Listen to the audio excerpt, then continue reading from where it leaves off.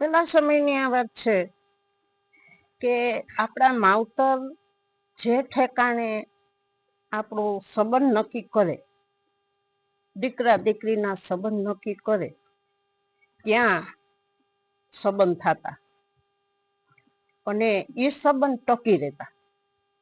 પછી ભલે એની ઘેરે ગમે એવું દુઃખ હોય, સાસુનું, નણદુનું, દેરિયા જેઠિયાનું, જેનું દુઃખ હોય એ બધું સહન કરતા. અને છતાંય દીકરી સાસરેથી ઘરે જાય ને તો એ ઘરે જઈને એમ ના કે મારે આ વાતનું દુઃખ છે. કદાચ ઘરના માણસનું દુઃખ હોય ને તોય સહન કરે. અને છતાંય દીકરીનો હાવભાવ જોઈ લે ને તોય માવતરને ખબર પડી જતી કે મારી દીકરીને દુઃખ છે. છતાંય મા બાપ એમ નથી કહેતા કે દીકરી દુઃખ પડે ને ત્યારે તું અહીં આવતી રહેજે. માવતર એમ કહેતા કે મરી જાજે, કૂવો બુરજે, પણ રિહામણાની બાબતે એક દિવસે કે એક કલાકે મારી આંગણે ના આવતી. મરી જાજે એ અમને કુરબાન છે, એ અમને મંજૂર છે, પણ એક દિવસે મારી આંગણે એ બાબતથી આવતી નહીં દીકરી. આ માવતરની શિખામણ હતી. અત્યારે તો જાણે એમ થઈ જાય કે જીવાય છે કે નહીં જીવી હગી કે શું કરવું આમાં. હવે માવતરના માન એટલા મોટા થઈ ગયા કે કોઈ દીકરી દેવા માંગતું નથી. દીકરી કરતાંય દીકરીના મા બાપને શું કરવું, કેવું ગોતવું એ કાંઈ વિચારતા જ નથી. સમય છે જીવવાનો, જીવી જવાય, એમાં ના નથી, એમાં મારી કોઈ અપેક્ષા નથી. પણ હું એટલું કહું કે આપણે ગમે જ્ઞાતિમાં જુઓ, શ્રીમંત હોય ને તો ત્યાં શ્રીમંતની દીકરીને દેવાય, ગરીબ હોય તો ગરીબમાં દો, ઈ ઘર હાલે. માવતર જોવે ને તો ઈ ખાનદાની જોવે, દીકરાના આવભાવ જોવે, બસ. પછી દીકરી ત્યાં વહી જાય, પછી હરોજનું કમાઈને હરોજ ખાય તો એ દીકરી નિભાવે. આપણે હાવ ટાણાનું કરીએ છીએ. હરોજ ઉઠીને સીમમાં જવું છે દાંતેડી લઈને કોકને સેઢે, અને છતાંય એમ વિચારે કે અમારે તો કા ડોક્ટર જોઈએ છે, કા નોકરિયાત જોઈએ, સિટી જોઈએ છે, જમીન જોઈએ.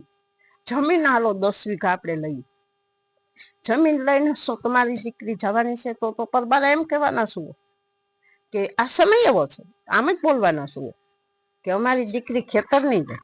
તો જમીનને શું કરવી? જમીનને કરવી છે જ હું એમ કહું. દીકરીને ખેતર નથી જવું તો જમીનની શું વાત જ છે? 5 પાલી કમાઈને આવે ને ઈ ઘેરે દો તમારી દીકરી. કોઈ દિવસ જિંદગીમાં દુઃખી થાય તો કહેજો.